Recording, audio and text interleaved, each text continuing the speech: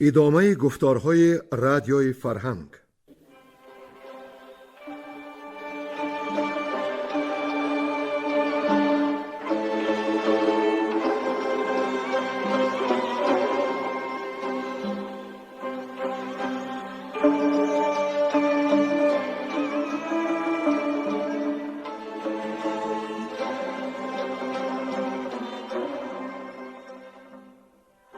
بسا رنج بردم در این سال سی، عجم زنده کردم بدین پارسی. بسا رنج بردم در این سال سی، عجم زنده کردم بدین پارسی.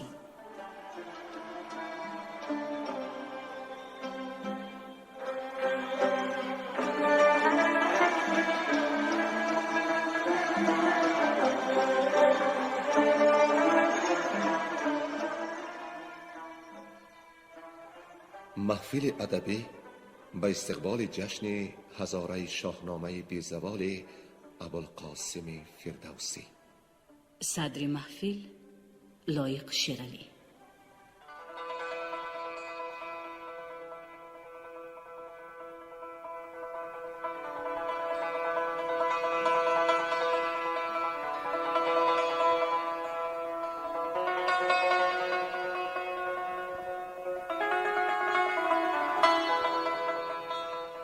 شنوندگان ارجمند می‌دانند که ما در سلسله گفتارهای پیشین داستان رستم با خاقان چین را خواندیم. حالا می‌پردازیم به خواندن داستان جنگ رستم با اکوامدیو. اما چنان که با هواداران محفل شاهنامه خوانی عهد کرده ایم، در ستایش خداوند این حماسه جهانگیر از گفته های بزرگان جهان پاره بخوانیم. این بار دو قطعه شعر از شاعر بزرگ آلمانی یوهان والفگانگ گوته میخوانیم که او در توضیحات دیوان غربی و شرقیش آورده است. گوته از نام فردوسی میگوید: جهانا به آزرمی و ظلم کیشی، بسازی بسوزی دهی و ستانی. فقط آنکه الطاف دادار یابد، زیاد سیر و شاداب با شادمانی. دولت چی بها دارد؟ ما عاشق خورشیدیم، خورشید به مسکینان هم نیز دهد شادی. ای زمره دارایان افسوس و الم از چیست؟ شادند چه مسکینان از دولتی آزادی. و اینک داستان جنگ رستم با اکوامدیو. گویندگان گلنسا زمانی، ساربان، نظر یزدانی و کمینان.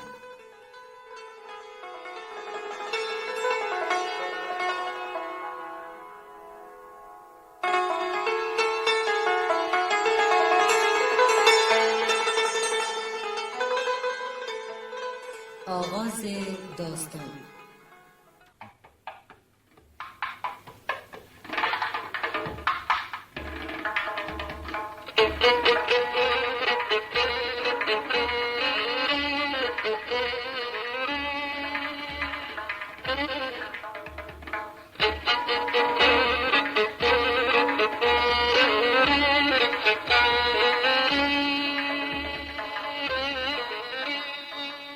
تو بر کردگار روان و خرد، ستایش گزین تا که اندر خورد. ببین ای خردمند روشن روان، که چون باید او را ستودن توان. همه دانش ما به بیچارگی است، به بیچارگان بر بباید گریست. همی دان تو او را که هست و یکیست، روان و خرد را جز این راه نیست. ایا فلسفه دان بسیار گوی، نگویم به راهی که گویی بپوی. نخست از جهان آفرین یاد کن، پرستش بر این یاد بنیاد کن.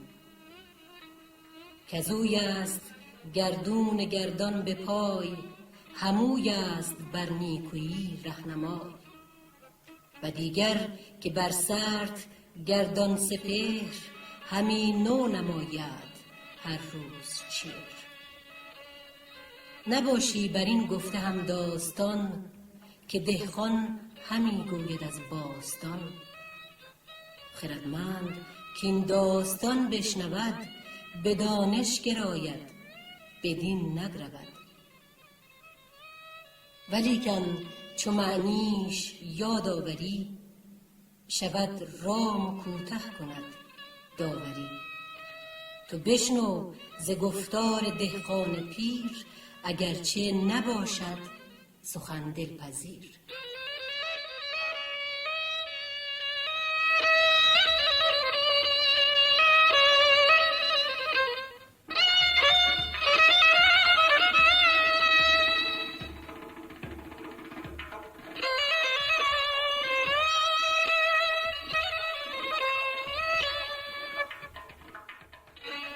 خواستن خسرو رستم را برای جنگ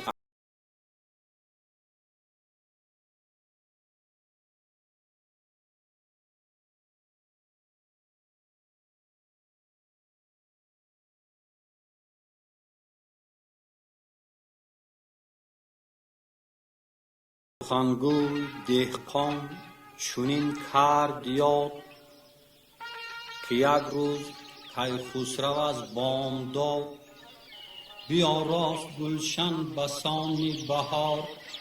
بزرگان نشستند با شهریار، چو گودرز و چون طوس و چون گستهم، چو برزین گرشاسپ از تخم جم، چو گیو و چو روحان کارآزمای، چو گرگین خراد فرخنده رای.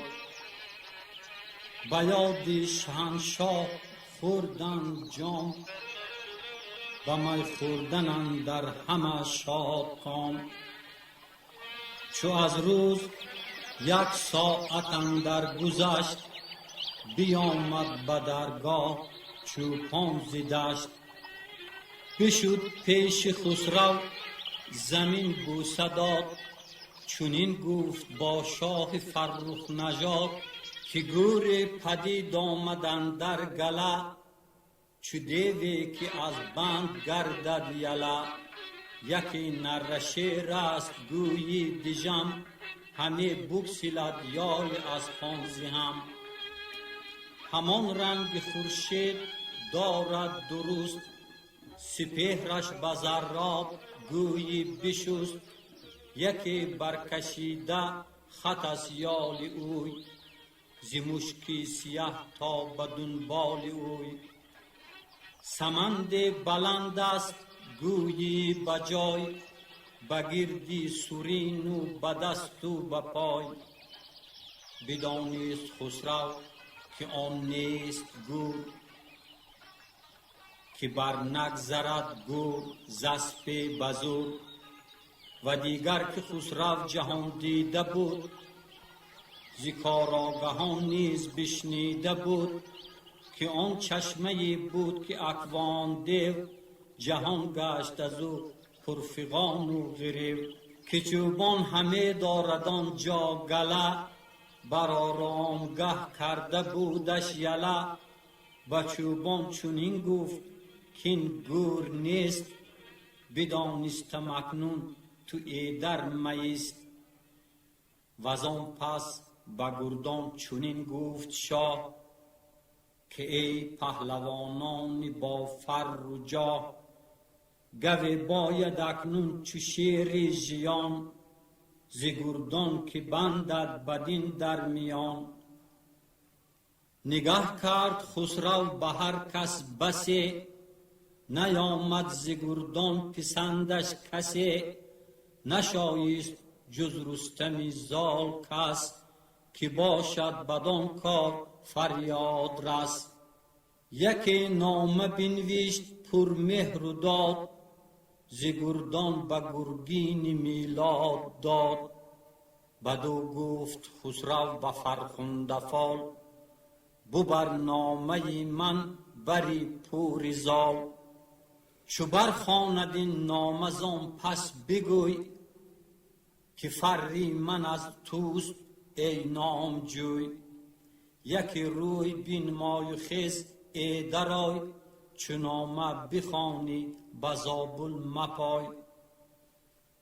برون رفت گرگین چو بادی دمان، و یا همچو گوری که ترسد ز جان. چو آمد به زابل بری نامدار، بدو داد آن نامه شهریار. تهمتن چو بشنید فرمان شاه، گرازان بیامد بدان بارگاه.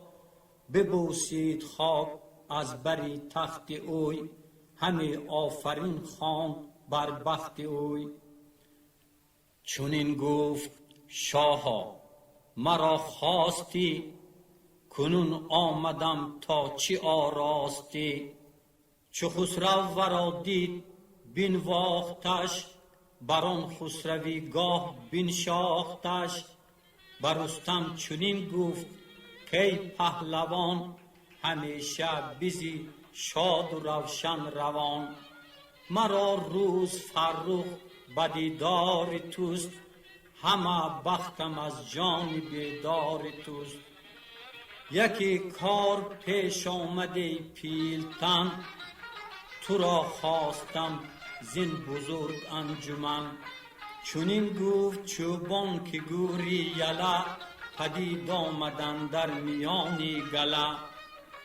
چنان چون شنید و ز چوبان سخن، بگفت و بر رستم ز سر تا به بن. کنون ای تهمتن مرین رنج نیست، به پیکار بر خویشتن سنج نیست.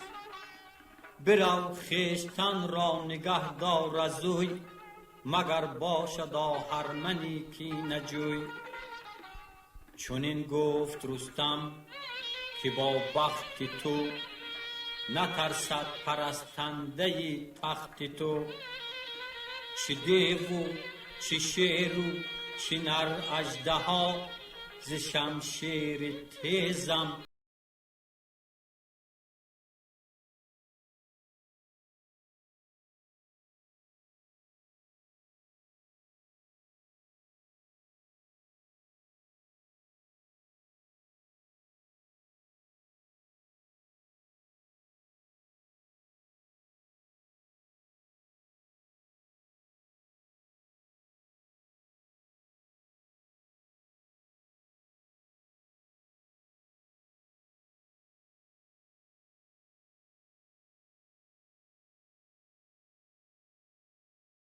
جستن رستم اکوان دیو را.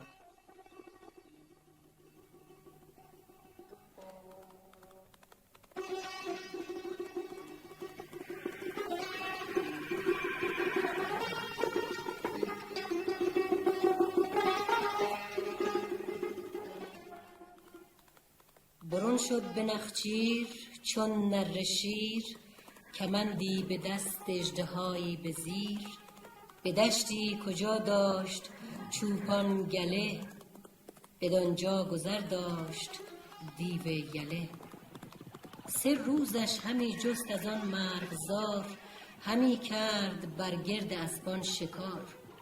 4م بدیدش گرازان به دشت، چو باد شمالی بر او برگذشت. درخشنده زرین یکی باره بود، به چرم اندرون زشت پتیاره بود. برانگیخت رستم تکاور ز جای، چو تنگ اندر آمد دگر شد برای. چنین گفت کین را نباید فکند، بباید گرفتن به خم کمند. نبایدش کردن به خنجر تباه، بر این سانش زنده برم نزد شاه. بینداخت رستم کیانی کمند، همی خواست کارد سرش را به بند. چو گور دلاور کمندش بدید، شد از چشم او ناگهان ناپدید. چو باد از خم خام رستم بجست، بخواهید رستم همی پشت دست. بدانست رستم که آن نیست گور، ابا او کنون چاره باید نه زور. جز اکوان دیوان نشاید بودن، ببایدش از باد تیغی زدن. همان کو کمان کیی برکشید، دگر باره شد گور از او ناپدید. همی تاخت اسپ اندران پهن دشت، چو یک روز و یک شب بر او برگذشت. به آبش گرفتار زو هم به نان، سر از خواب بر کوهه زینزنان. چو بگرفتش از آب روشن شتاب، به پیش آمدش چشمه‌ای چون گلاب. فرود آمد و رخش را آب داد، هم از ماندگی چشم را خواب داد. ز زین کیانیش بگشاد تنگ، به بالین نهادان جناغ خدنگ. کمندش به بازو و ببر بیان، تنش اندران تنگ بسته میان. چراگاه رخش آمد و جای خواب، نمدزین بیفگند در پیش آب.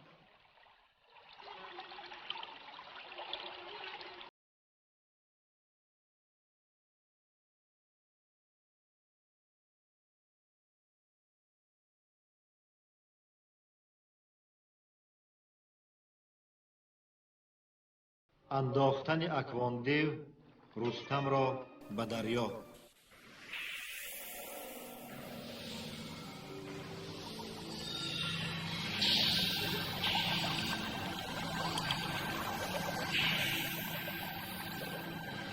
چو اکوانش از دور خفته دیدی، یکی باد شد تا بدو در رسید. زمین گیرد ببرید و برداشتش، ز هامون به گردون برافراشتش. غمی گشت رستم چو بیدار شد، سری پرخیرت پر ز تیمار شد. ابا خویشتن گفت دیوی پلید، یکی دام چونین مرا گسترید. دریغا دلی زور و این یال من، همان زخم شمشیر و کوپال من. جهان از این کار گردد خراب، براید همه کام افراسیاب. نه گودرز ماند نه خسرو نه توس، نه تخت و کلاه و نه پیل و نه کوس. بداید جهان را از این کار من، چنین تیره کو کرد بازار من. کی خواهد از این دیو واژونه کین، کسو را نیاید همال چنین. چو رستم بجنبید بر خویشتن، چنین گفت اکوان که ای پیلتن. یکی آرزو کن که تا از هوا، کجا آید اکنون فکندن هوا. سوی آبت اندازم ار سوی که، کجا خواهی افتاد دور از گروه. چو رستم به گفتار او بنگرید، تن اندر کفی دیو واژونه دید. چنین گفت با دل گوی پیلتن، که از چاره به نیست در هر سخن. کنون هر چه گویمش جز آن کند، نه سوگند داند نه پیمان کند. گریدون که گویم به دریا فگن، به کوه افگند بدگهر اهریمن. به کوهم زند تا شوم ریز ریز، بدان تا براید ز من رستخیز. یکی چاره باید کنون ساختن، که رایش به آب باید انداختن. چنین داد پاسخ که دانای چین، یکی داستانی ز دست اندرین. که در آب هر کو برآیدش هوش، به مینو نبیند روانش سروش. بماند به زاری روانش به جای، خرامش نیابد به دیگر سرای. به دریا نباید که اندازیم، کفن سینه ماهیان سازیم. به کوهم در انداز تا ببر و شیر ببینند چنگالی مردی دلیر. ز رستم چو بشنید اکوان دیو برآورد برسانی دریا غریو. به جای بخواهم فکندند گفت که اندر دو گیتی بمانی نهفت. چو گفت این سخن دیو واژونه جوی ز دست آنگه رستم جنگجوی به دریای ژرف اندر انداختش. چنان چون شنیدش دگر ساختش. همین که از هوا سوی دریا رسید سبک تیغ تیز از میان برکشید.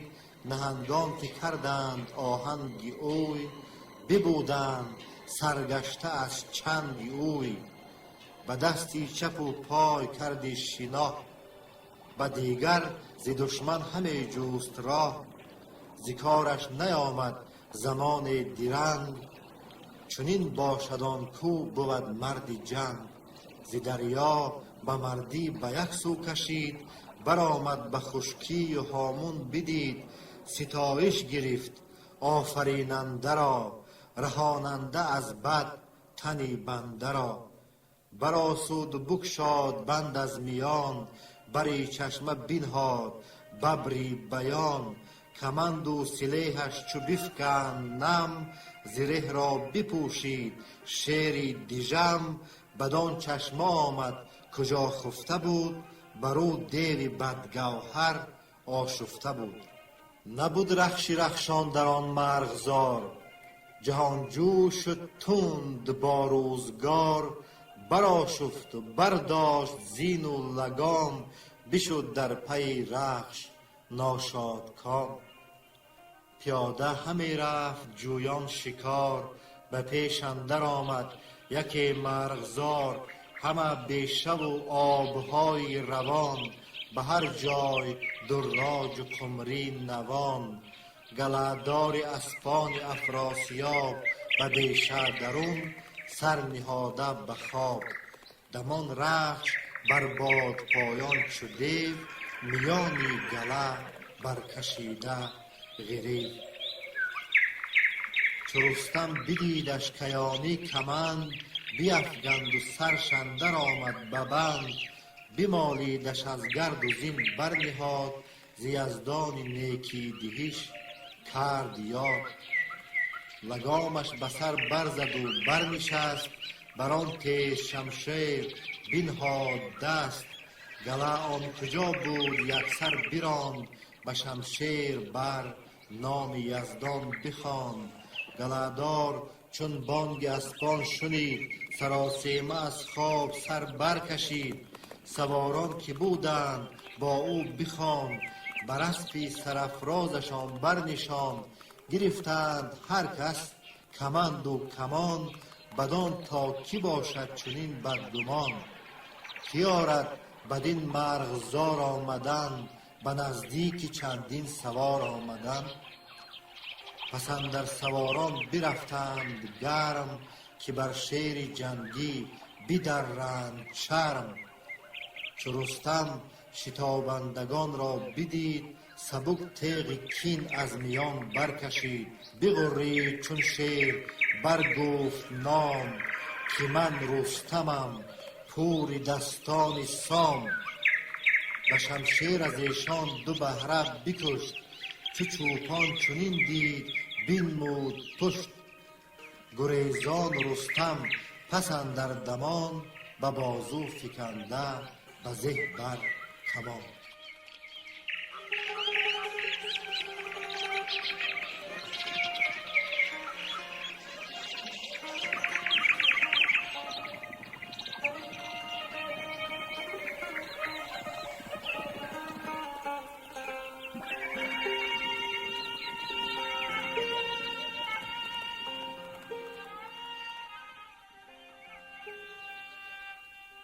آمدن افراسیاب به دیدار اسپان خویش و کشتن رستم اکواندیو را.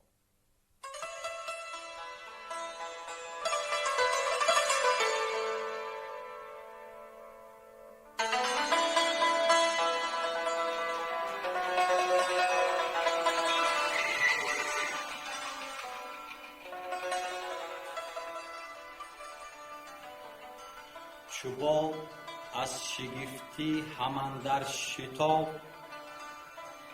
به دیدار اسب آمد افراسیاب. ابا باده و رود و گردان به هم، بدان تا کند بر دل اندیشه کم. به جایی که هر سال چوپان گله، بران دشت پر آب کردی گله. چون نزدیک آن مرغزاران رسید، از اسپان و چوپان نشانی ندید. یکایک خروشیدن آمد ز دشت، همی اسب بر اسب بر می گذشت. ز خاکی پی رخش بر سرکشان، پدید آمد از دور پیدا نشان. شتابان همه تاخت چوپان پیر، سراسیمه و زار خسته به تیر.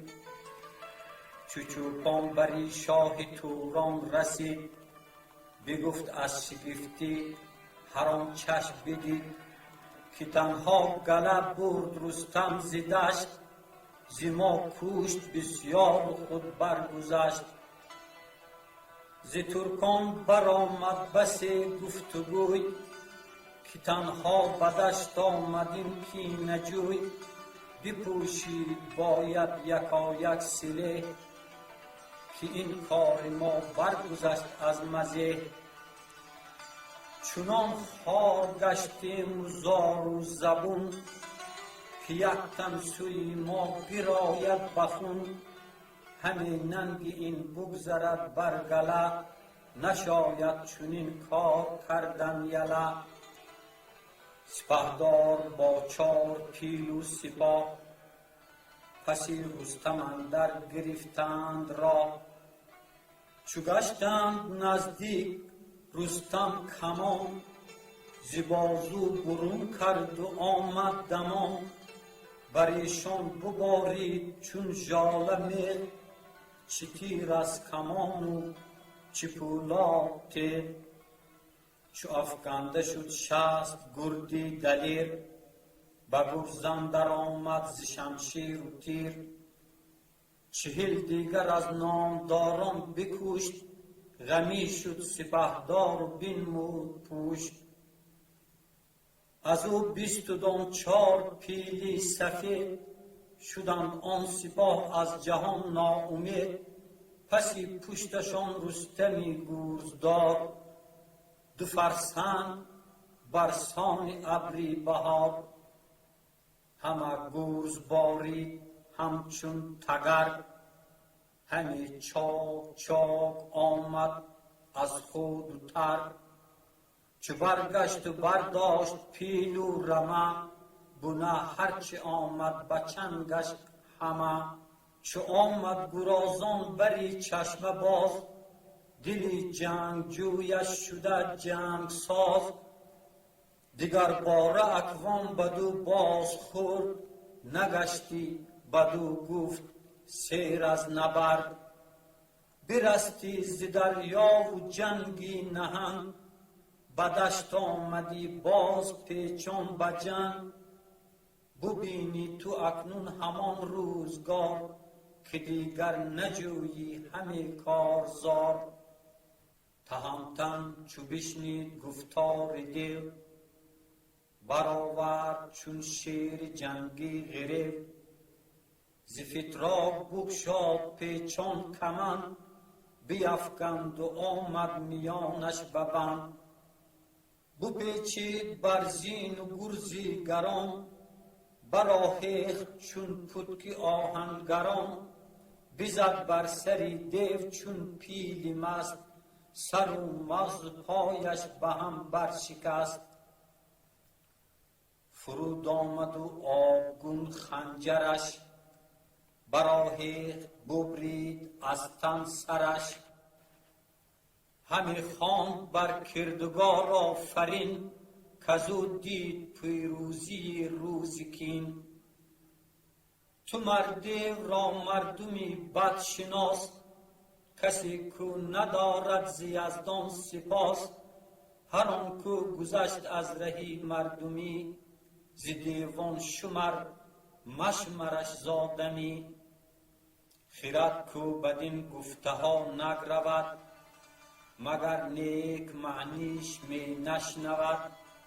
گر آن پهلوانی بود زورمند، با بازو ستبر و با بالا بلند.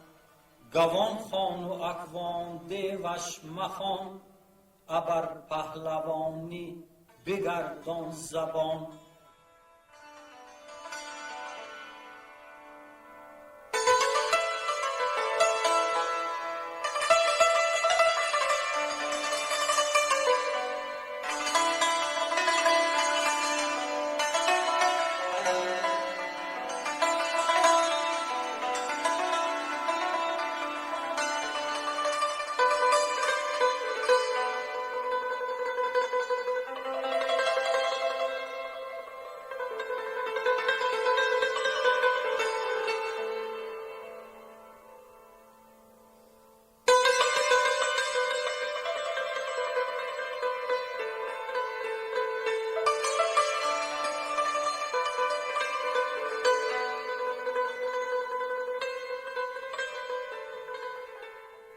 بازگشتن رستم به ایران زمین.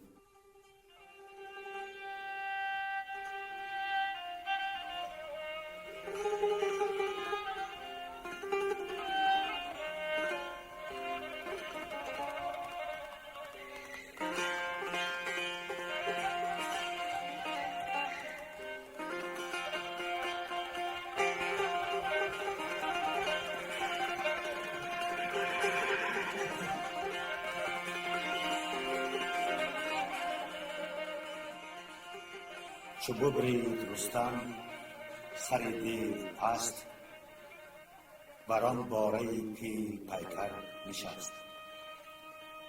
به پیش اندر آورد یکسر گله، بنه هرچی کردند ترکان یله.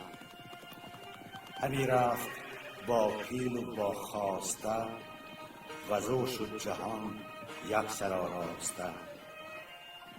زره چون به شاه آمد این آگهی، که برگشت رستم ابا فرهی. از ایدر میان را بدان کرد بند، که تا گور گیرد به خم کمند. کنون دیو و پیل آمدستش به چنگ، به خشکیش پیل و به دریا نهنگ. نیابد گذر شیر از تیغ اوی، همان دیو و هم مردمی کینه جوی.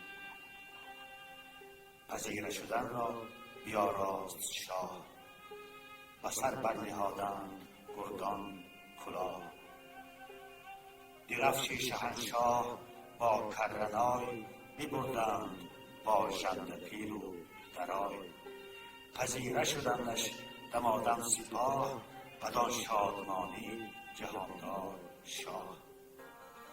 چو رستم درفشی سرافراز شاه، نگه کرد کامد پذیره به راه.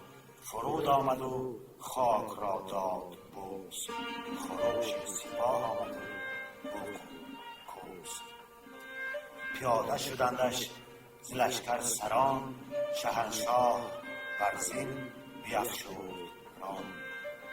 سری سرکشان مهتری تاج بخش، بفرمود تا برنشیند برخش. و آنجا به ایوان شاه آمدند، گشاده دل و نیک خواه آمدند. بر ایرانیان بر گله بخش کرد، نشستنگه خویشتن رخش کرد. فرستاد پیلان بر پیل شاه، که بر پیل شیران نگیرند راه.